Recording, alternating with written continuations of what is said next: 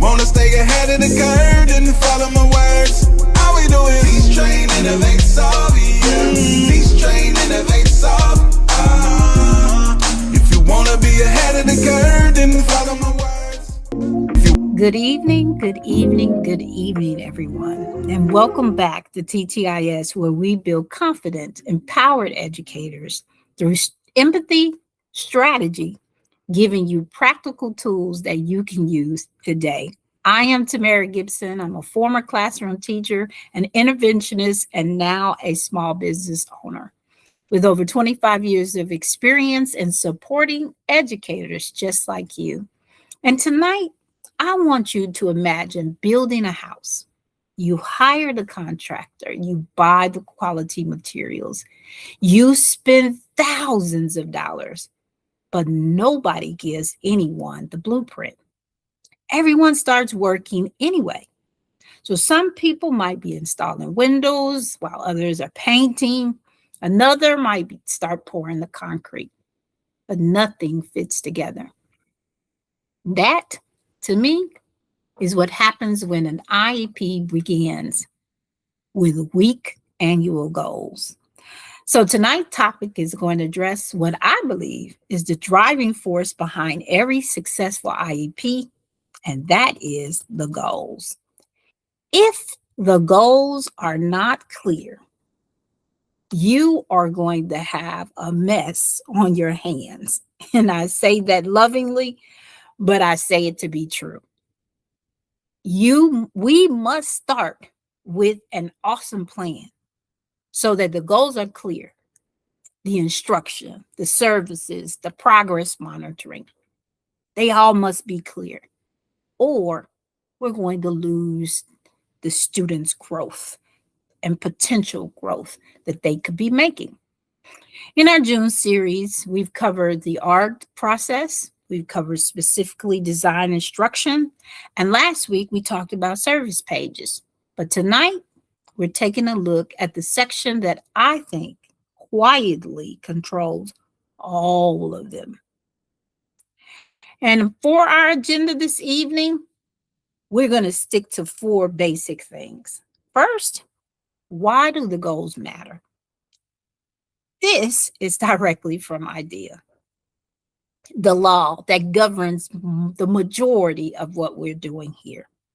And then what is a measurable annual goal? Maybe there's some of you that are new to the profession, or you're just generally curious about what that means and what that is. We're going to talk about some great goals to start with, a great plan, and then we're going to round it into 4 characteristics of strong goals, helping us to know when we see them. This is going to be where I interject a few test tips for those of you that are preparing for SPED 186. So stick around for the entire time. And as always, I ask that you subscribe to our channel. But here is why it matters. This IEP form that the TEA has on their website, it goes through all of the pieces, and I only have a short snapshot here on your screen. But many people, they assume that the service page that I talked about last week, which I'm going to tag somewhere here, that it's the most important, but I don't. I actually believe that this section, the annual goals, is the most important because it, to me, is the foundation of the house that I talked about you. It's the blueprint of information that is needed in order to make all of the other decisions from that point. So IDEA requires that IEPs must have a measurable annual goal. This goal should be designed to enable the child to make progress in general education curriculum and meet their disability-related needs. So again, I point back to it and say, if this section is weak, everything underneath it becomes less effective. And that less effective is shown very clearly. there's a complaint.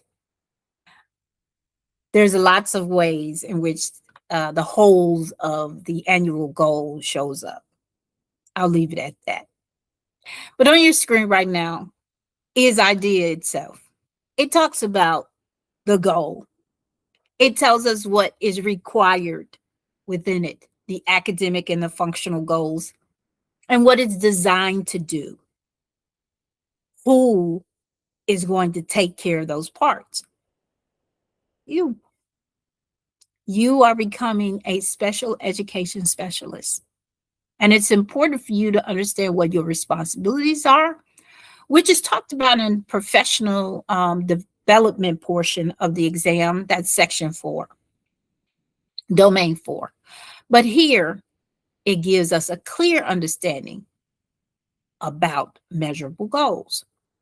Then we go a little bit deeper. We can see a pathway. And we can talk about what is a measurable annual goal. For me, it's a simple explanation. And I wanted to tell you it by posing 4 questions. First, where is the student now? The second one, where do you expect them to be in 1 year? My third question, what exactly will they do to get to said goal? And then fourth, very important piece, oftentimes when writing the written portion, people leave it out. And that is, how will we know that the student has made progress? What are we measuring it by? And then I want you to notice something. If you look at this visual, you see that the goals come first before instruction itself. The very first part is the gathering of the data, knowing currently where the student is. But then right after that, that goal hits there and it comes before instruction. Which leads me to my next point. And that is that great goals start with a great path. I have an example path on your screen, but I want to say that paths are very important.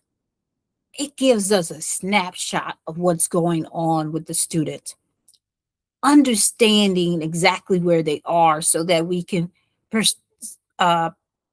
give a careful analysis of the data in order to write this measurable goal. And if you watched any of my previous episodes about present levels and functional performance, you'll notice immediately that goals don't appear out of thin air. They come from the data. And the example that I have before you is just a quick synopsis of that. So if Sophia is currently reading 45 words per minute with 78% accuracy, what can I write as a goal? Well, something like generic, like Sophia will improve reading. No.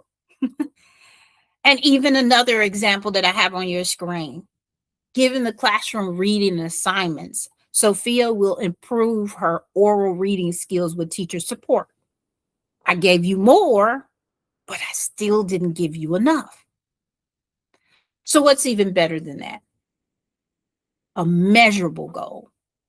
Something that I can go back and say if I hit the mark or not.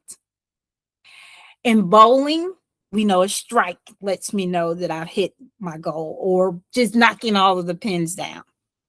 Well, in an IEP, a measurable, excellent goal helps me know whether or not Sophia is knocking it out of the park.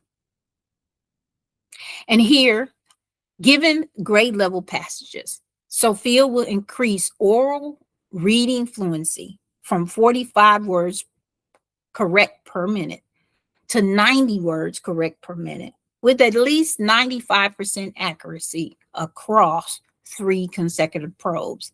Well, it gives me a fighting chance, and I could actually improve this one, but I'm using a short one just to give you an idea of how this works. Between the two, there's only one that you could actually teach toward. So that's kind of my hint for those of you who are preparing for this test.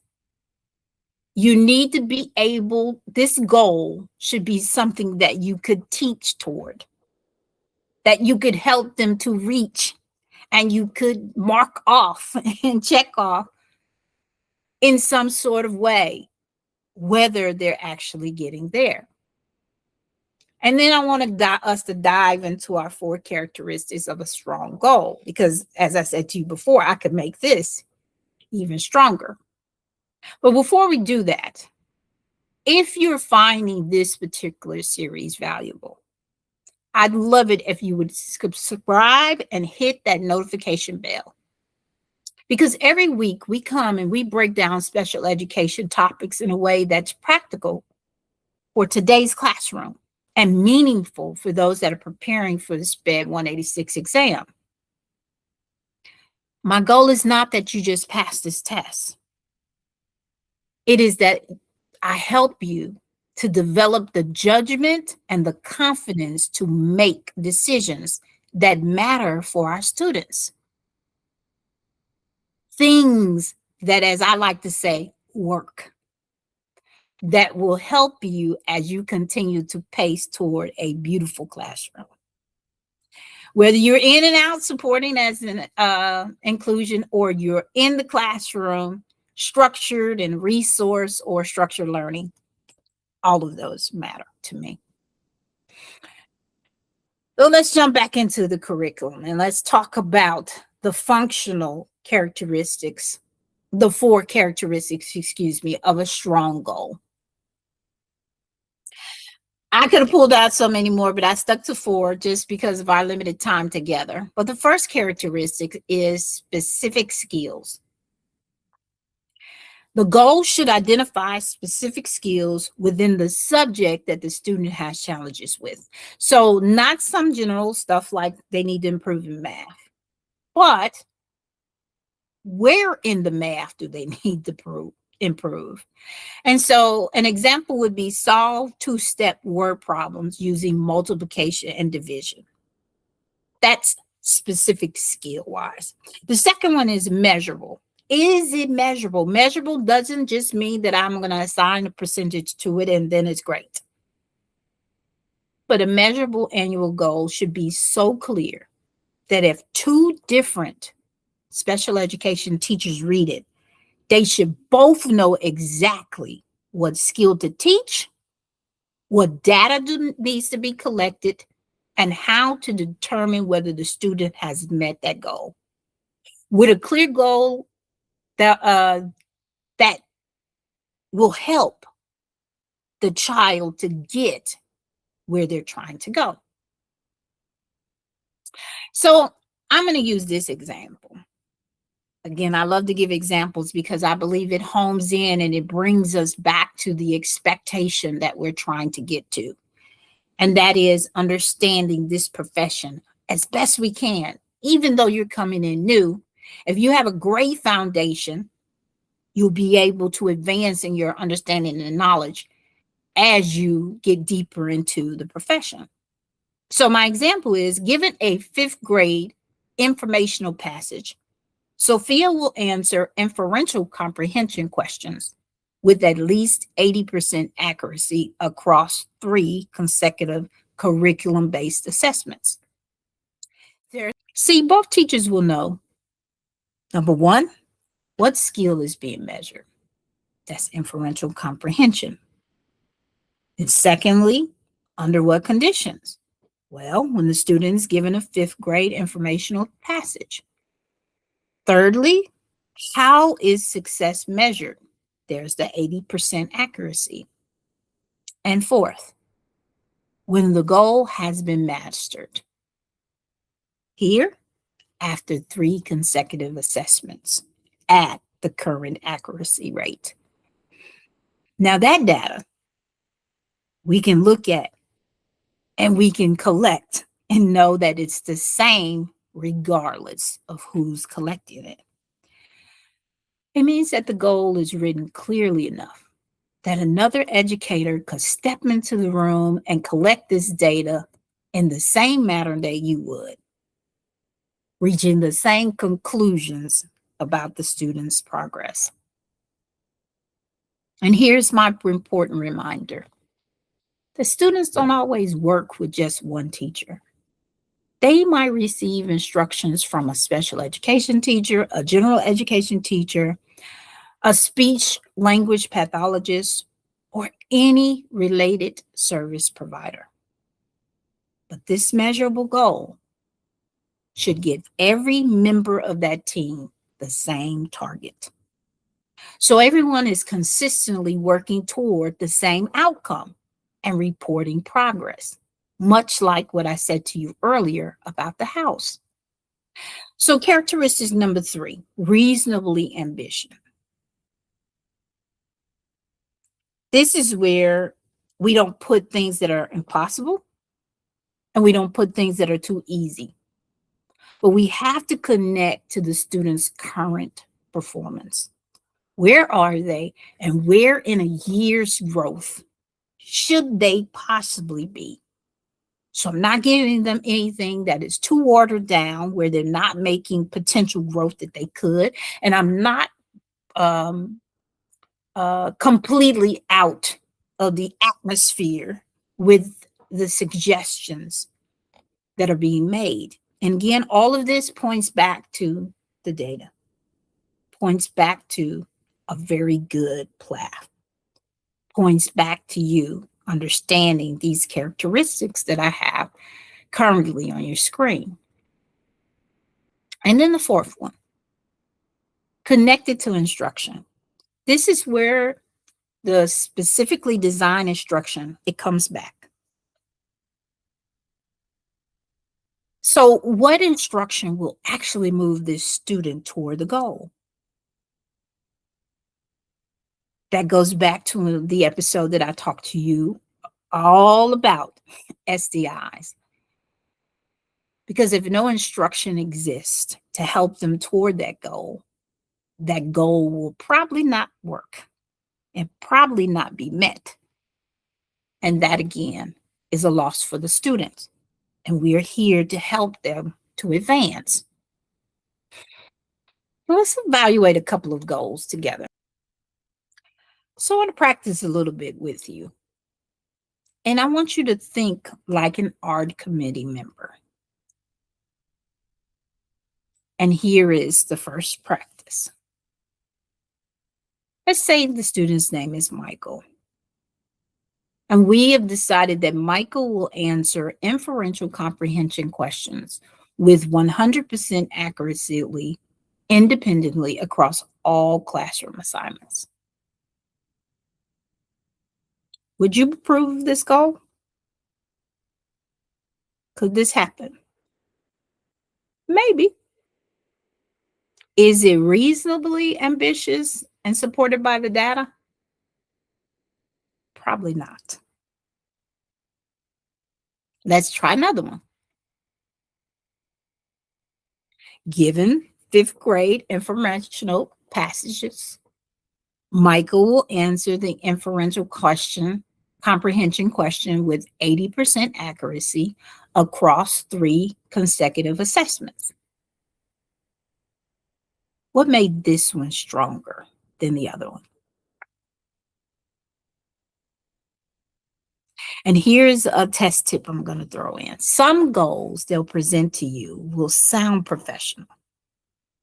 But when you examine them with the lens that I just presented to you earlier with the 4 key parts, you'll start to see the flaws.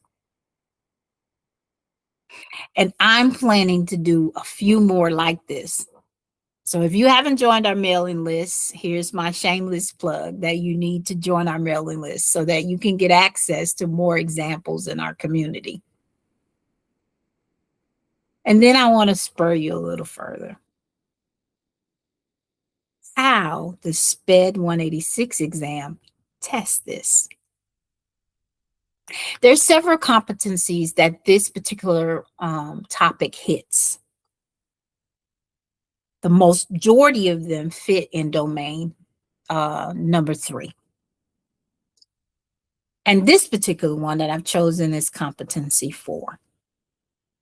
So if you're preparing for SPED 186, I encourage you to revisit this particular competency that will help you to develop and to understand how appropriate measured annual goals are developed. Because this exam doesn't simply test whether you can identify a well-written goal. While there might be a few of those type of questions on there, that's not really where they're headed. They want you to know, they want to know that you understand how these goals drive instruction. How does it drive services and accommodation and progress monitoring? So ask yourself, which annual goal is best? No, instead, they're going to hide it inside of another question. They're not going to ask you that right off. So they may say things like, a teacher notices a student's goal is vague. Which action should the ARD committee most likely take? I present these type of questions to you often in my videos, and more so in the community. Because candidates often jump to accommodations or interventions or behavior plans, but actually the best answers is to revise the goal so that it is measurable and it's aligned with the student's present level. They want you to know whether you recognize that everything begins with an appropriately written goal. And as you sit for your exam, I want you to remember that they are testing you in regards to being a special education specialist. They are looking for someone who can take the data that they provide them with, identify the student's greatest need, and select the appropriate instructional action that fits that need to help the student to make meaningful growth. And that's exactly how effective special education teachers should think every day, not just for this exam, as I expressed to you earlier in my conversation. Yes, I'm here helping you to get past that first hurdle. But after you pass that first hurdle, you're going to need more support. You're going to need to know more. And we are built for that. One final thought that I really want you to leave with is that annual goals are not just paperwork. They're promises. And these are promises that the ARD committee sits together and says what the students can actually do, realistically accomplish over the next year. And with the right instruction and with the right support, they can hit that mark. So when a goal is written well, teachers can teach with greater clarity. Parents can understand the plans. The support individuals that are there can do their part. Progress is monitored, becomes more meaningful. And the most important of it all, the student has much greater opportunity to be successful. And I lean back into the progress monitoring because then it makes sense. It leads to that goal that I'm talking about. That's why I call the measurable annual goals the driving force behind every IEP. Because if we write a messy, unclear, unsustainable goal, where will that lead our students? So if this series has helped you to understand the R process, I would love it. As I said before, if you would subscribe to our station, we have other social media platforms, but we're here mainly on YouTube, sharing the passion that we have. And this passion is to unlock the pedagogy for those that are seeking to advance in this, I call my beloved profession. I spent many years cultivating my own understanding and being able to help those that are needing clarification.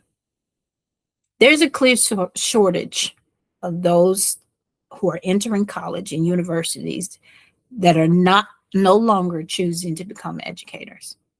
And it's a fact. It's not something just telling you to, you know, I guess bring the all moment, but it's the truth. So for those of you that are in this profession and you have arrived through a different platform, that's what we're here for. We were built for this reason, to effectively teach, train, and innovate and provide you with solutions that work for you to obtain your ultimate goal. Most relate me to be a tutor, but I believe that I'm a trainer, a coach at heart, helping you not only to pass this exam, but to be successful in your classroom.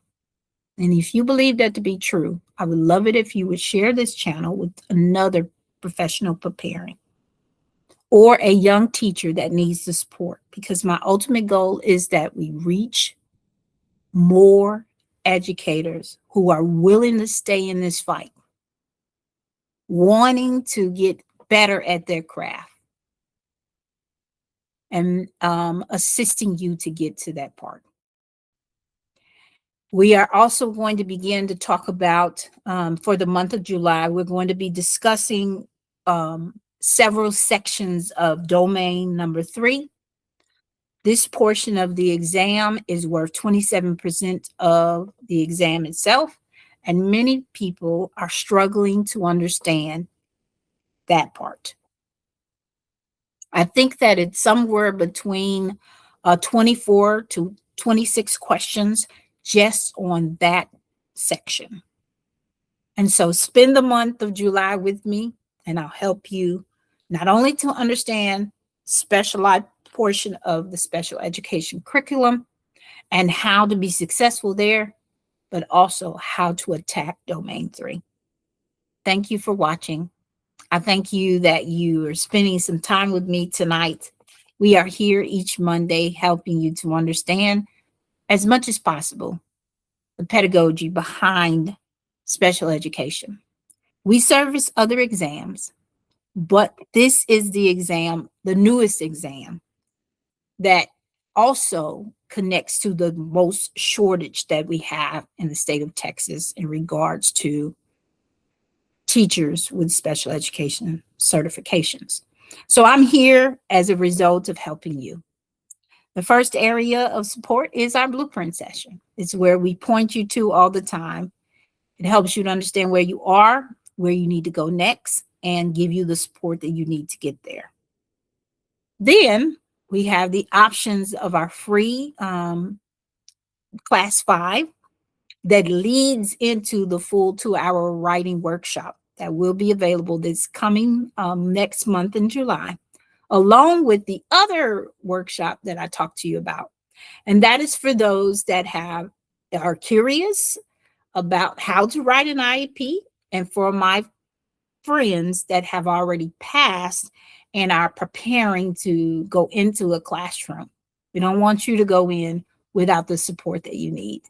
It is something that I'm passionate about because I've spun a lot of my wheels at the very beginning of my career. And it was because many of the mentors, and I had some great ones, they were very busy with their own lives. Our company has been built to help you in this area. And so if you need to reach us, I have the information on the screen, but start with joining our mailing list, and we'll get you on the road to knowing all of the things that are coming up for the month of July and the month of August. And again, I'm grateful that you landed in this space, and I'll see you again next Monday, same time, same channel. Bye, everyone.